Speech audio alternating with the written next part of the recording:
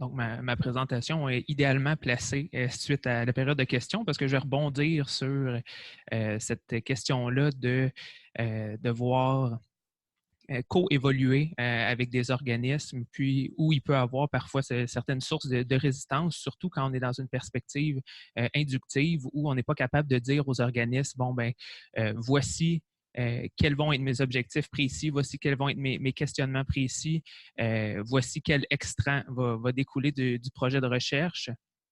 Donc, moi, je vais vous parler, comme ça a été nommé, des méthodes inductives en recherche partenariale. Pour vous introduire à qui je suis un peu extraterrestre ici parce que j'ai une formation en communication sociale. Donc, j'ai fait mes études à l'Université du Québec à Trois-Rivières. Je suis à quelques semaines de soutenir ma thèse. Puis, j'ai commencé il y a quelques mois un postdoctorat à l'Université de l'Ontario français. Puis aussi, j'enseigne à l'Université de Sherbrooke les méthodes de recherche à la maîtrise en communication stratégique.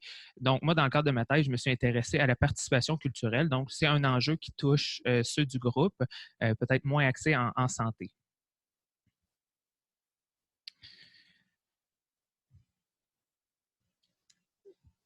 Directement en partant, le fait de s'intéresser à l'espèce de fusion entre approche inductive puis recherche partenariale, ça peut sous-entendre une certaine forme d'incompatibilité.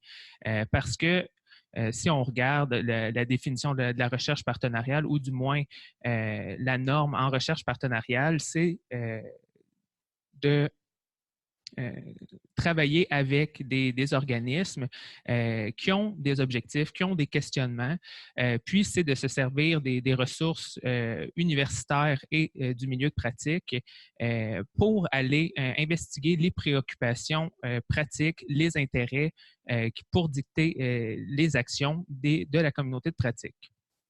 De notre côté, quand on parle de faire une démarche en approche inductive, on est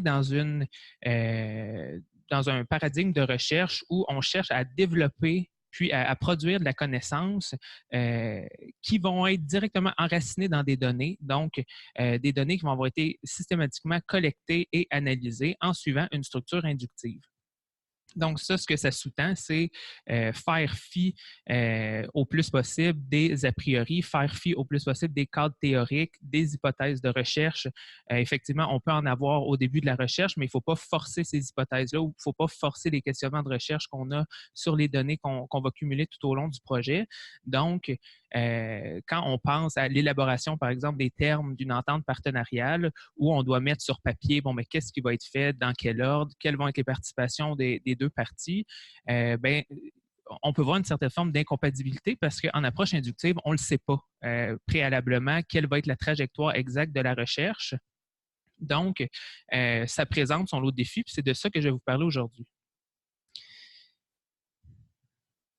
Donc, je vais commencer en abordant certains points à considérer avant de se lancer dans une approche partenariale inductive. Après ça, je vais aborder certains défis, aussi certains apports. Donc, dans le cas de la recherche que moi j'ai fait dans le cadre de mon doctorat, bon, mais quels ont été les apports? Puis, pour vous présenter ça, je vais vous illustrer en vous présentant cette recherche-là où je me suis intéressé à la non-fréquentation culturelle. Donc, moi, c'était de la non-pratique, donc rencontrer des gens pour comprendre pourquoi ils ne fréquentent pas des institutions culturelles situées dans la ville où ils vivent. Donc, avant de se lancer dans une recherche partenariale inductive, il faut prendre en considération certains éléments. Tout d'abord, le premier auquel j'ai été confronté dans les dernières années, c'est que les réflexes déductifs sont récurrents et persistants, dans le sens que se lancer dans un projet qu'on veut résolument inductif, il faut être conscient que tout au long des années, parce que moi, c'était une thèse, donc c'est un projet partenarial qui a commencé en 2014. Donc, les 5 dernières années, ça a été toujours une espèce de petite guerre pour rester, pas vraiment une guerre, mais une tension, si on veut, pour rester dans une posture qui est inductive, parce que plus on avance, puis plus la compréhension se peaufine dans le processus de recherche, plus il y a des nouvelles hypothèses qui peuvent être émises, puis on peut dire, ah bon, ben c'est ça la réponse, donc allons dans ce sens-là, mais le fait de se limiter à ces réflexes-là en cours d'analyse, ben ça revient juste à reporter l'application d'un cadre théorique. Donc, le fait de vouloir rester inductif tout au long, ça peut présenter certains défis, donc c'est à considérer. Aussi, l'induction n'est pas qu'une posture d'analyse. C'est une méthodologie générale de recherche qui peut s'enraciner à différents niveaux dans la démarche globale de recherche. Donc, oui, il y a des procédures partenariales qui peuvent inclure, par exemple, de l'analyse inductive, mais la collecte de données va se faire de façon plutôt déductive. Donc, si on n'est pas dans une recherche partenariale inductive, on est dans une recherche partenariale où il y a des aléas inductifs, tandis que c'est possible, comme dans le cadre de ma thèse, de faire un projet où on commence avec une entente qui place la table à une démarche générale inductive où la collecte des données se fait de façon inductive.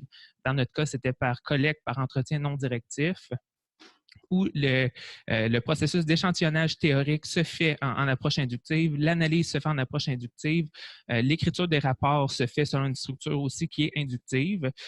Donc, c'est possible dans un projet partenarial d'établir des termes pour que la logique de l'induction soit maintenue de A à Z, ou du moins le plus possible. Ce qu'il faut savoir aussi, c'est que les processus de recherche inductifs vont rarement découler naturellement du processus de recherche. Donc, des projets comme celui des pères fondateurs des approches inductives, Glasser et Strauss, qui, justement, dans les années 60, ont découvert, si on peut vraiment découvrir une méthode de recherche, mais ont formalisé plutôt les approches inductives en s'intéressant à la façon dont les gens meurent dans les hôpitaux. Donc, c'est en se rendant dans les hôpitaux pour comprendre le nouveau phénomène où les gens ne meurent plus à la maison, les gens meurent maintenant dans les hôpitaux. Donc, pour comprendre ce phénomène-là, ils se sont rendus dans les hôpitaux, puis ils ont été très ouverts face aux différents acteurs qui vivent le phénomène. Puis, c'est après avoir fait cette recherche-là qu'ils se sont rendus compte on n'a pas utilisé d'hypothèses, on n'a pas utilisé de questions spécifiques de recherche. On s'est éloigné des paradigmes positivistes ou du moins des paradigmes déductifs. Donc, c'est là qu'ils ont formalisé les approches inductives parce que naturellement, leur structure, c'est fait de façon inductive, mais ça, c'est assez rare. Donc, maintenant, de se lancer dans une recherche où il n'y aura pas naturellement des recours déductifs ou des réflexes déductifs qui vont se manifester en cours de route, c'est assez rare. Donc, les approches inductives ne doivent pas être une après-pensée. Donc, ce n'est pas une considération qui est secondaire. On doit la réfléchir dès le départ d'un projet. Puis, ça recoupe un peu de votre point de vue aussi, M. Gagnon, sur la question de la valorisation. Pour mener une démarche partenariale inductive, ça doit commencer par une valorisation de l'apport de cette méthode de recherche-là, évidemment par le chercheur qui doit la faire, mais aussi par le milieu partenarial. Donc, avant de se lancer, c'est intéressant d'échanger avec son partenaire pour comprendre comment il se situe par rapport aux approches inductives. Forcément, si ce n'est pas des gens du milieu académique, il va y avoir une certaine étape de formation qui va devoir être faite avec les partenaires pour leur expliquer qu'est-ce que les approches inductives, en quoi ça peut être bénéfique pour leur organisme. Pardon. Donc, les principaux défis auxquels on fait face quand on fait de la recherche partenariale inductive, c'est que la liberté intellectuelle qu'implique le fait de faire, de s'inscrire en théorisation enracinée ou en grounded theory, c'est difficile à maintenir lorsqu'un partenaire qui finance la démarche a des questions. Donc, même si au tout début d'un projet, on peut avoir l'air sur la même page à dire, on va mener le projet de telle façon, quand le partenaire vous rémunère pour faire un projet de recherche, mais c'est assez difficile de maintenir son indépendance intellectuelle, ce qui fait que moi, dans le cadre du projet, la contribution des partenaires est équivalent environ à la moitié de la valeur du projet. Donc, à ce niveau-là, on gardait une certaine indépendance. Ce qui est aussi un défi, c'est la proximité que demande le fait de réellement faire de la recherche inductive partenariale, soit d'impliquer le partenaire dans les différents volets de la recherche. Donc, le fait, nous, dans notre projet, on les a impliqués dans le volet collecte, dans le volet analyse. Puis, cette implication-là, tout au long des 5 dernières années, ça implique une grande proximité avec les partenaires, beaucoup de communication avec les partenaires, donc une grande disponibilité. Ce qui peut être un défi. Aussi, le fait de faire un partenariat avec le milieu de pratique, avec le milieu culturel de la Mauricie, on s'est rendu compte que les rythmes auxquels travaillent les chercheurs, puis les rythmes auxquels travaillent les organismes culturels ne sont pas nécessairement les mêmes. Donc ça, c'est le fait de synchroniser pour évoluer à un même rythme sur un projet de recherche, bien, ça a été un défi. Aussi, comme je vous disais, dans une approche inductive, le seuil de saturation théorique, soit le seuil où on va avoir collecté assez de données pour considérer avoir une compréhension satisfaisante du phénomène, c'est impossible de l'établir préalablement. Donc, comment on vient déterminer la taille d'un échantillon? Donc, parce que dans le cadre de notre entente partenariale, c'était les partenaires qui faisaient le recrutement des gens à rencontrer. Donc, comment établir ça? Bien, il faut y aller de façon approximative, puis il faut être flexible au fait que nous, une fois qu'on a fait les entretiens avec les gens recrutés par les organismes, on a encore eu environ 150 entretiens individuels à faire pour compléter la collecte, parce qu'au final, on ne sait pas c'est quoi notre seuil de saturation théorique, donc il faut être flexible face à ça. Aussi, les approches inductives sont relativement peu connues des milieux de pratique. Moi, en tant que chercheur en communication, quand j'arrive dans un nouveau milieu pour travailler avec un nouveau partenaire, tout de suite, on me dit, bon, ben, on va fonctionner par sondage. Donc, en communication, c'est ce à quoi on s'attend. Donc, afin de sensibiliser les partenaires aux approches inductives, mais comme je disais, on n'a pas le choix de passer par un volet formation ou du moins valorisation des approches inductives. Au niveau des apports, mon PowerPoint, c'est un petit peu compressé. Les apports pour les organismes, tout comme pour nous en tant que chercheurs, c'est se donner les moyens de réfléchir à un phénomène d'une façon qui est cohérente avec les acteurs qui la vivent. Donc, dans mon cas, on s'intéressait au non-public d'organismes culturels. Donc, le fait de partir dans une logique qui serait déductive, ça serait de dire, bon, ben, qu'est-ce que j'imagine sont les raisons de ne pas fréquenter des lieux culturels et maintenant, je vais essayer de vérifier ça. Donc, ce serait de partir de mes perspectives puis essayer de les vérifier sur une population, tandis que dans un phénomène comme celui auquel on s'est intéressé, on était très conscient que les détails de ce phénomène-là, c'est les acteurs qui le vivent qui vont le mieux le comprendre. Donc, c'est de venir valoriser la place des gens des non-publics de la culture. Dans une perspective comme la nôtre, où on s'intéressait au non-public, qui est un sujet qui a été très, très peu étudié au Québec, le fait de ne pas se limiter à une recherche où on aurait dû bâtir un cadre théorique, ça a été plutôt utile parce que ça nous a permis d'aborder un phénomène pour lequel on aurait dû référer à un cadre théorique plutôt mince. Donc, il y a assez peu de théories qui avaient été faites sur la non-fréquentation culturelle. Puis, le fait de faire ce processus-là avec les partenaires a vraiment conduit à une intégration réelle. Donc, on n'était pas dans une logique on essaye de faire en sorte que les partenaires restent à distance parce qu'ils vont amener du biais dans nos données. On a considéré les partenaires comme faisant partie du phénomène aussi.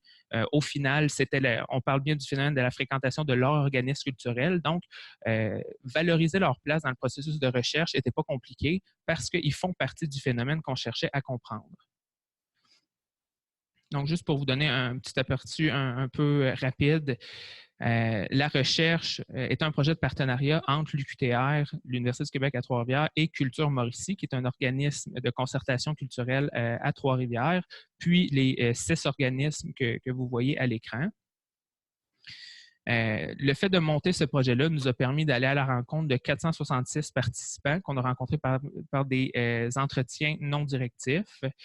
Les partenaires, on les a impliqués dans le processus hélicoïdal de cheminement vers notre compréhension, c'est-à-dire que On commençait, il organisait des entretiens de groupe.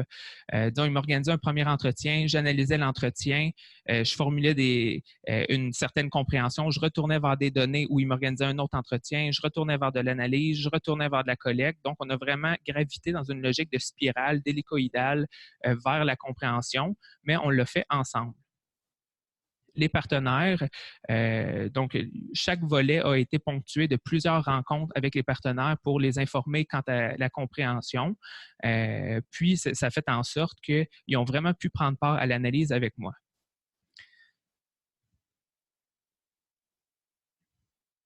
Puis là, je passe un peu rapidement. Notre recherche a permis à ces organismes-là de se créer un outil. Donc, on va publier un livre sur les raisons d'être non public en Mauricie, qui fait en sorte que pour la communauté de pratique, pour le milieu culturel, les résultats qu'on a eus ont été très, très utiles.